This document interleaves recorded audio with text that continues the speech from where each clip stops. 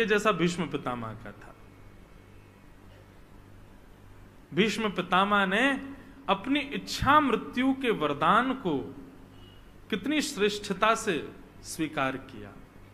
आप सबको पता है ना कि भीष्म पितामह को इच्छा मृत्यु का वरदान था। जब तक उनकी इच्छा नहीं होगी तब तक प्राण नहीं त्यागेंगे भीष्म पितामह। संसार के हम आप सब लोगों को यदि इच्छा मृत्यु का वरदान मिल जाए कि तुम्हारी इच्छा जब होगी तब तुम प्राण त्यागना, पहली बात तो ये कि हमारी इच्छा ही नहीं होगी कभी, लेकिन एक शर्त लागू हो जाए कि नहीं, प्राण तो तुमको त्यागने पड़ेंगे लेकिन तुम्हारी इच्छा, तो सबसे पहला काम क्या होगा पता है? हम आप सब लोग पहले तो हाफ सेंचुरी पार, पूरी फुल सेंचुरी पार कर जाएंगे, 100 से तो ऊपर ही जाएंगे सब। 100 तक तो हम प्राण त्यागने वाले हैं ही नहीं। और उसके बाद भी ये बात आप सत्य मान लीजिएगा बंधुओं, कोई भी ये विचार नहीं करेगा कि मैं ठाकुर जी को देखते हुए या ठाकुर जी के तीर्थ में या ठाकुर जी के धाम में प्राण त्याग। आप कितने भी वैष्णव हो, आप कितने भी भक्त हो बंधुओं, ये जो मन है ना हमारा, बड़ा बड़ा क्या बताऊं इसको, कितना बुरा कहा जाए उतना बुरा है। यदि कल कोई ज्योतिषाचार्य घोषणा कर दे कि भाई 9 जनवरी को ऐसी तिथि आ रही है, ऐसे नक्षत्र होने वाले हैं कि संसार का कोई भी व्यक्ति कितना भी बड़ा पाप कर ले उसको पाप नहीं लगेगा, क्या होगा बताओ? अगर कोई ज्योतिषी कह दे कि आगामी 9 जनवरी को ऐसी महाराज नक्षत्र आ रहे हैं आकाश में, ऐसे ग्रह नक्षत्र होने वाले हैं कि संसार का कोई भी व्यक्ति कितना भी बड़ा पाप कर ले उसको पाप नहीं लगेगा, बुरा नहीं मानिएगा। वैष्णव भी माला छोड़ देंगे अपनी, आज तो दिन है कल लो। ये हम लोग थोड़े बहुत बच रहे हैं ना, हम लोग नहीं कर रहे हैं वो इसलिए क्योंकि हम आध्यात्मिक हैं। नहीं तो आध्यात्म जीवन में ना हो, सत्संग जीवन में ना हो, हम सब की प्रवृत्ति पाप की होगी।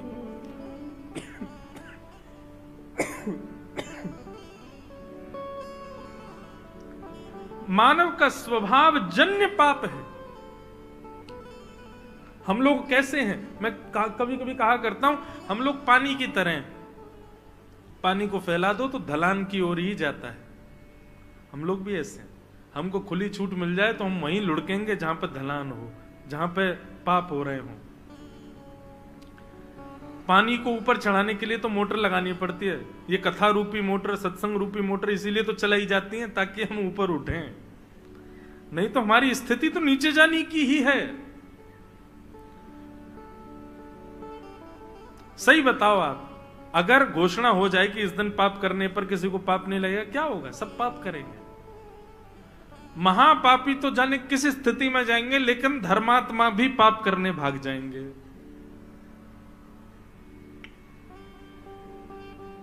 जिस प्रकार नवरात्रि में नॉनवेज नहीं खाते लोग, नवरात्रि में गंदी चीज नहीं करते, मंगलवार के दिन कुछ गलत खाते पीते नहीं, क्यों? मंगलवार है भाई। अच्छा, बाकी के दिन हनुमान जी का कोई प्रताप नहीं, खूब खाओ, बस मंगलवार के दिन हनुमान जी देख रहे हैं। बड़े विचित्र हैं भैया हम मानव। हम कभी कभी ठाकुर जी भी कहते तो होंगे, यार ये क्या बनाया मैंने मानव को, अपनी स्थिति के अनुसार सब बना लेता है, मेंटेन करके रखता है।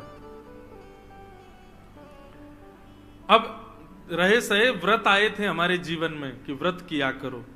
एकादशी का व्रत अभी आ रही है, एकादशी, और सोमवार के व्रत आदि आदि व्रत होते हैं। प्रदोष के, शंकर जी को मानने वाले प्रदोष के व्रत करते हैं। व्रत के दिन क्या कहते हैं? बोले भैया फलाहार करो, ज्यादा भूख लगे तो, नहीं तो अन्न का सेवन नहीं करना चाहिए। हम लोगों ने इन्वेंशन कर दिया कुटू का।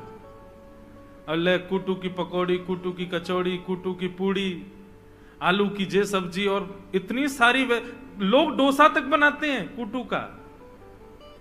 किसी भी रूप में हम लोग रह ना जाएं।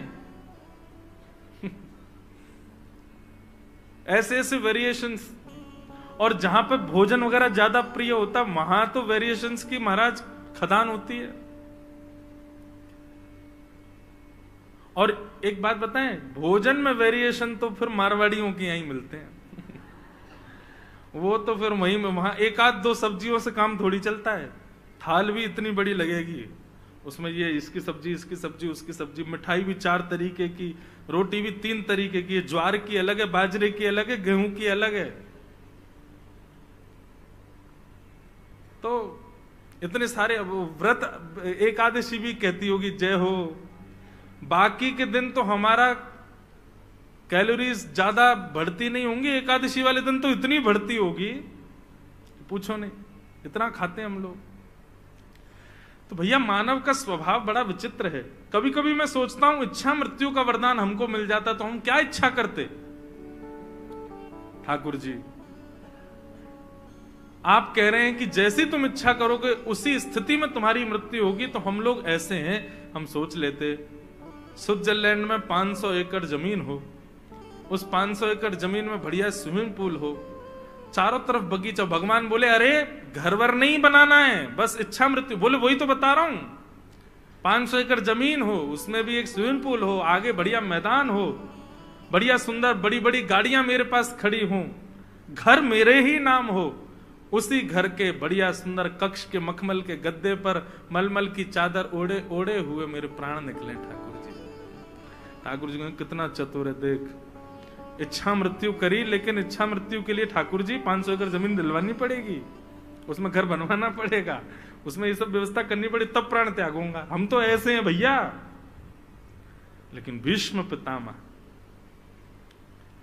कौरवों के संग रहे, चाहे कुछ भी किया जीवन भर, लेकिन भीष्म पितामह की श्रेष्ठता क्या, मृत्यु देवी सामने खड़ी है, रोम रोम में बाण लगे भीष्म पितामह के, मृत्यु देवी कह रही है भगवान एक बूंद रक्त नहीं बचा आपके शरीर में, अब तो मुझे आने दीजिए, अब तो मुझे स्वीकार कर लीजिए। भीष्म पितामह कहते हैं खड़ी रहे, जब तक त्रिभंग लली श्याम सुंदर पीतांबरी पहन करके मोर मुकुट धारण करके मधुर मुस्कान लेकर के मेरे सामने नहीं आएंगे, तब तक तुम खड़ी रहो, मैं प्राण नहीं त्यागूंगा। मृत्यु देवी कह रही है शरीर में प्राण टिकेंगे कैसे, कुछ बचा तो है नहीं। बोले ये जिम्मेवारी तुम्हारी है, मुझे वरदान मिला इच्छा मृत्यु का, मेरे प्राणों को बचाओ, जब तक कब तक, जब तक ठाकुर जी ना आ जाए।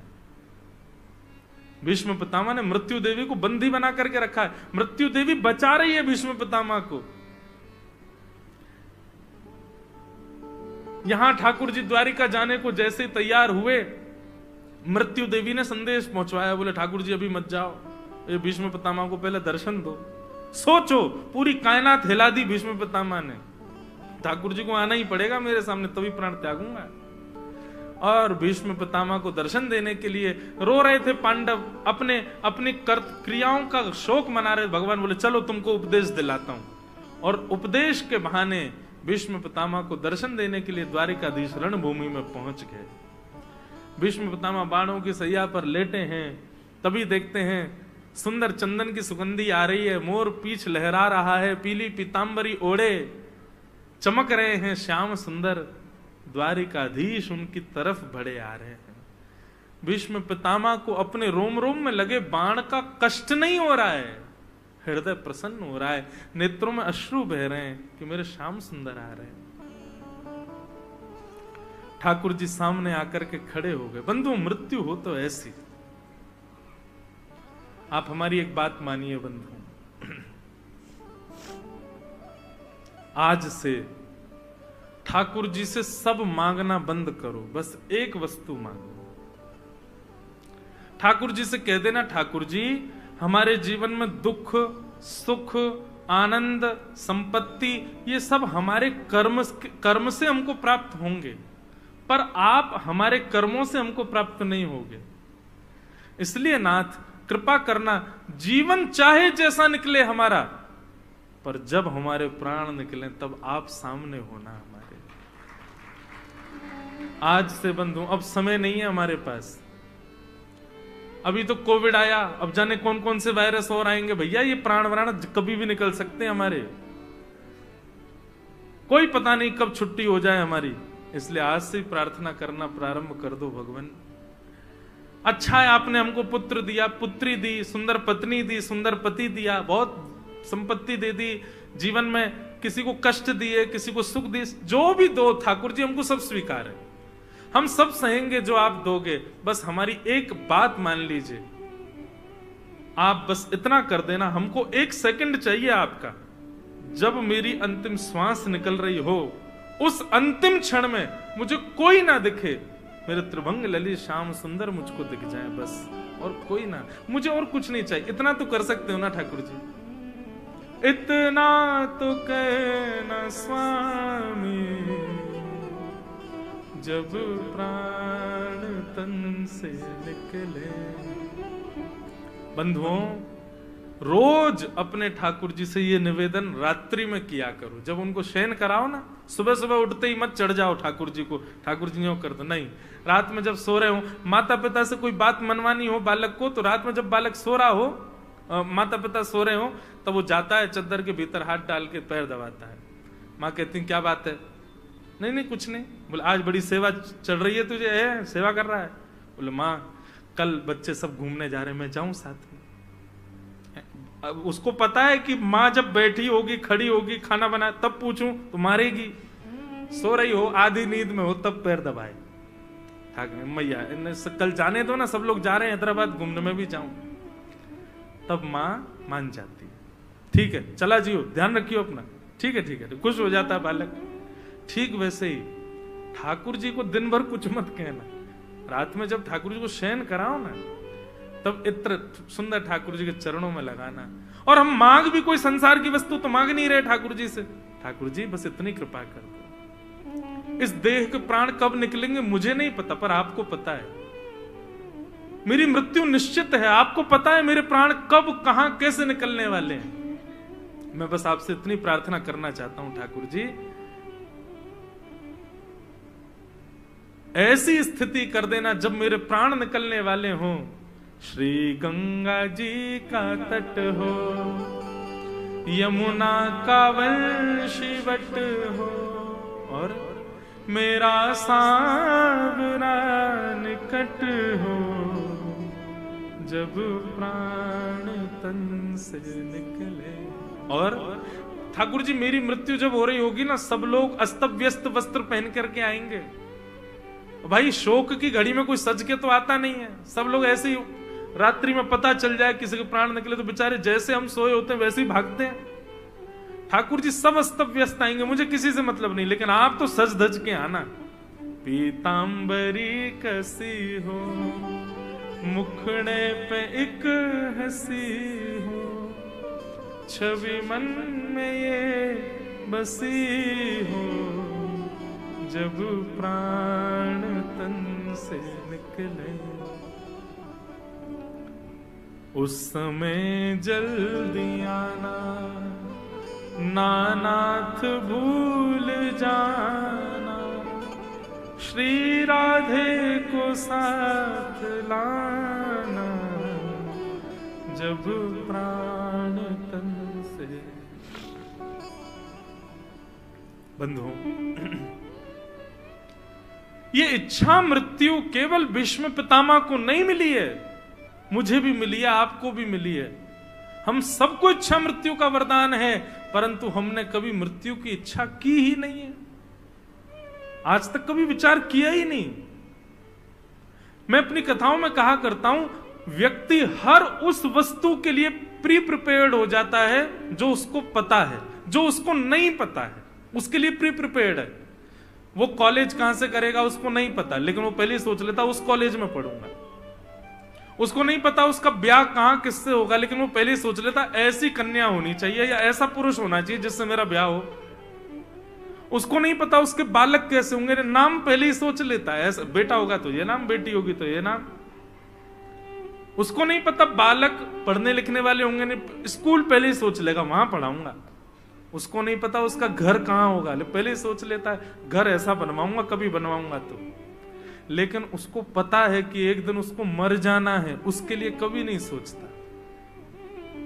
हर उस बात के लिए चिंतन करता है व्यक्ति जो उसको पता नहीं है, पर जो उसको पता है उसके लिए कभी विचार नहीं करता। हमारी कई बात मानना, कल पल पल में परलय होएगी, बहुरी करेगो कब, कल करे सो आज करे, आज करे सो अब। आज कथा के ही बाद आप सब लोग अपने अपने आराध्य देव का स्मरण करना और आज ही इच्छा मृत्यु करना। हे नाथ, हमारे प्राण कब निकलेंगे हमें नहीं पता, आपको सब पता है। बस हमसे एक ही अभिलाषा आपसे रखते हैं ठाकुर जी, जब भी हमारे प्राण निकले तो ऐसी ऐसी सिचुएशन क्रिएट कर देना, और सिचुएशन जो आपको बढ़िया लगे बता देना। बोले मैं माला जप कर रहा हूं, मेरे चंदन लगा हो, आपकी इत्र की सुगंधी आ रही हो, आपके सामने बैठा हूं नाथ, आपकी मधुर कथा सुन रहा हूं, तब मेरे प्राण निकले। या फिर हे ठाकुर जी, जब मेरे प्राण निकले तो ऐसा योग बनाना कि वृंदावन जाने का मेरा मन बन जाए, मैं अपने परिवार के साथ वृंदावन चला जाऊं, वृंदावन की परिक्रमा लगाऊं, ब्रजरज माथे से लगाऊं, संतों को प्रणाम करूं, वैष्णवों के संग हरे कृष्ण महामंत्र संकीर्तन करूं, आपके सुंदर बांके बिहारी लाल रूप का दर्शन करूं, सुंदर गले में गुलाब की माला धारण करूं, ब्रजवासियों के घर की सुंदर प्रसादी पाऊं, यमुना जी को जैसे ही प्रणाम करने जाऊं, यमुना जल लगा करके यमुना के तट पर जैसे ही बैठूं नाथ, एक क्षण के लिए आपकी सुंदर छवि मुझको दिखाई दे और मेरे प्राण निकल जाए, ऐसी कृपा कर दो नाथ। आप इच्छा मृत्यु करो तो सही, पूरी ठाकुर जी करेंगे, उसको पूर्ण करने की जिम्मेवारी ठाकुर जी की। हम तो हर कथा में कहते हैं मृत्यु से भयभीत क्यों हो रहे हो, ऐसी मृत्यु का योग बना दीजिए, पहले ही सोच लीजिए ऐसी मृत्यु हो कि उस मृत्यु की प्रतीक्षा शुरू हो जाए, कब होगा।